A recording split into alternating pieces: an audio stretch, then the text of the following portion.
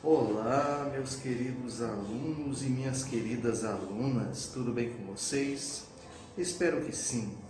Hoje é mais um dia dado por Deus, mais uma chance de fazer melhor. Estamos começando mais uma videoaula de geografia, logo após a vinheta.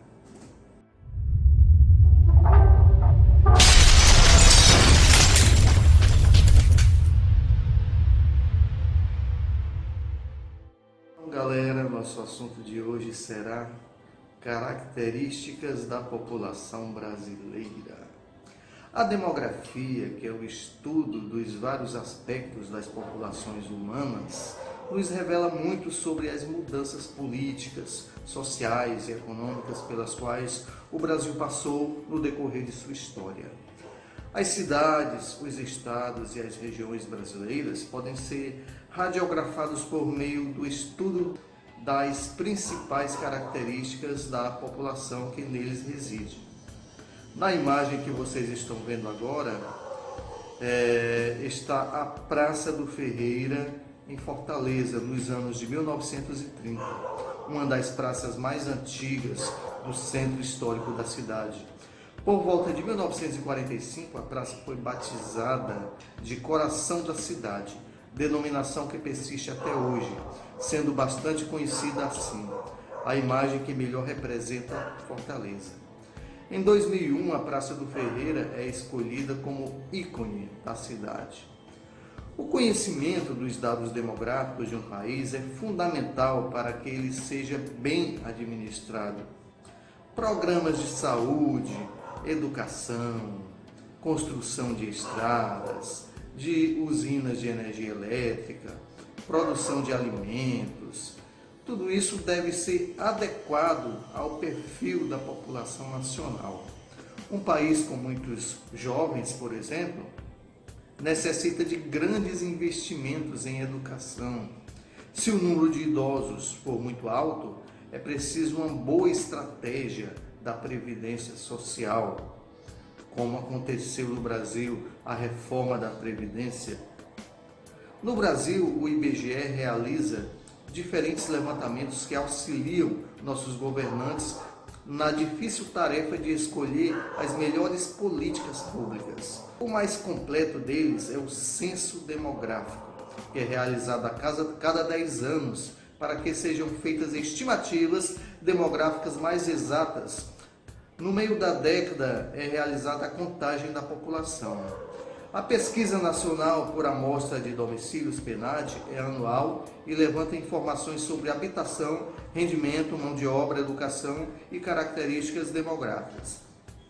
Conforme declarou o IBGE, a partir de 2013, a PNAD tradicional foi substituída pela PNAD contínua e apresenta a cada trimestre dados completos e mais enxutos a cada mês relativos apenas à desocupação, ou seja, a mão de obra e emprego.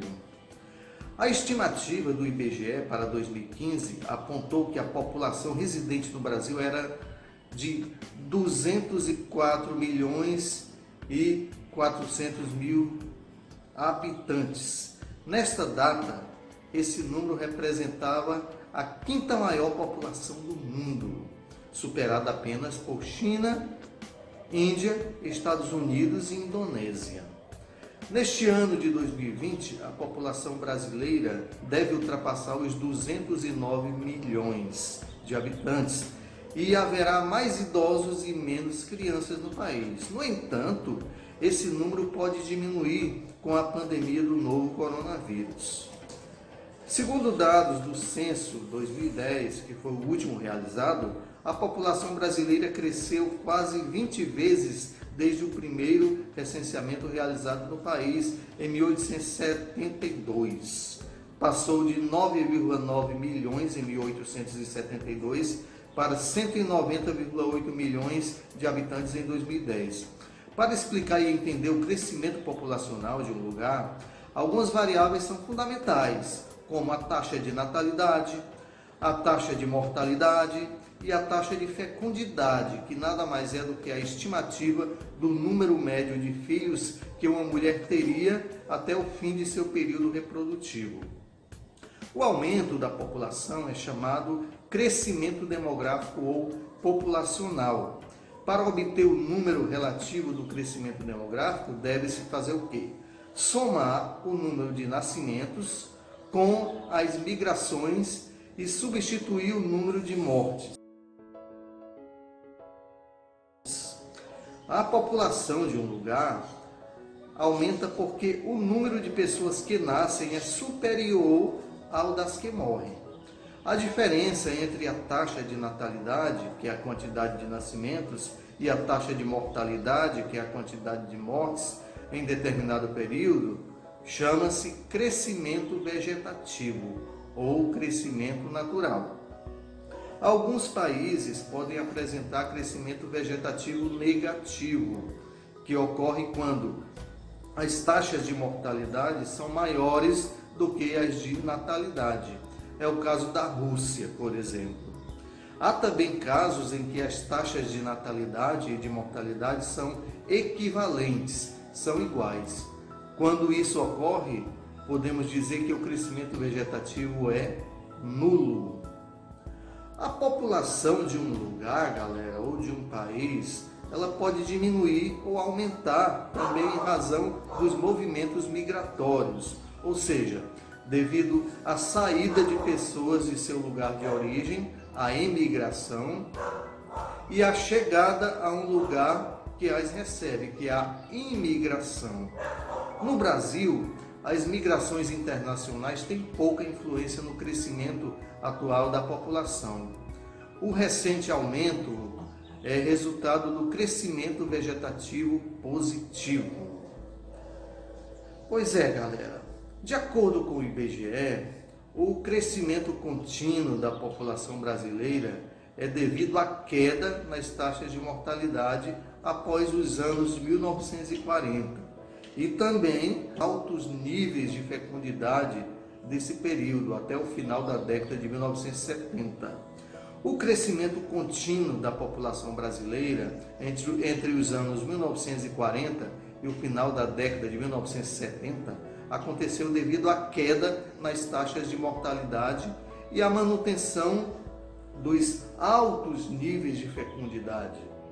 A partir de meados da década de 1980, quando os níveis de fecundidade começaram a apresentar uma queda mais acentuada, houve uma desaceleração das taxas de crescimento da população. A diminuição na taxa de fecundidade ocorreu devido a alguns fatores, entre os quais podemos destacar maior acesso das mulheres ao mercado de trabalho, aumento da renda média e do nível educacional, maior difusão dos métodos contraceptivos, preservativos, pílulas, esterilização de homens e mulheres e também um maior planejamento familiar. Dessa forma, galera, as taxas de crescimento populacional no Brasil passaram de 2,6% em 1980 para 1,2% em 2010, que foi o último dado oficial disponível. Segundo uma publicação da Organização das Nações Unidas, intitulada Panorama da População Mundial, na revisão de 2015, o Brasil terá em 2100 uma população inferior à que registra hoje. De quinto país mais populoso do mundo, cairá para o 13º lugar. Conforme as projeções, a população brasileira continuará a aumentar na primeira metade do século XXI e por volta de 2047 atingirá o seu auge com 238 milhões de pessoas. A partir de 2050, porém, o país começará a encolher diante das taxas de natalidade e de fertilidade mais baixas, situação já observada nos países ricos. No ano de 2100, estima-se que o Brasil terá cerca de 200 milhões de pessoas. Ok, galera, por hoje nós ficamos por aqui. Lembrando que as atividades domiciliares e nossos encontros virtuais estão sendo feitos através dos aplicativos Google Classroom e Google Meet. Assistam mais videoaulas no canal do Professor Roger no YouTube Chegando no YouTube, dá um like, faça um comentário, inscreva-se, clique no sininho de notificações para fortalecer nosso canal, para que nessas aulas as pessoas aprendam mais e mais. Respondam às atividades que vocês estão recebendo para acumularem pontos nesse bimestre. Grande abraço, beijo no coração, até logo, até mais ver, tamo junto, é nóis.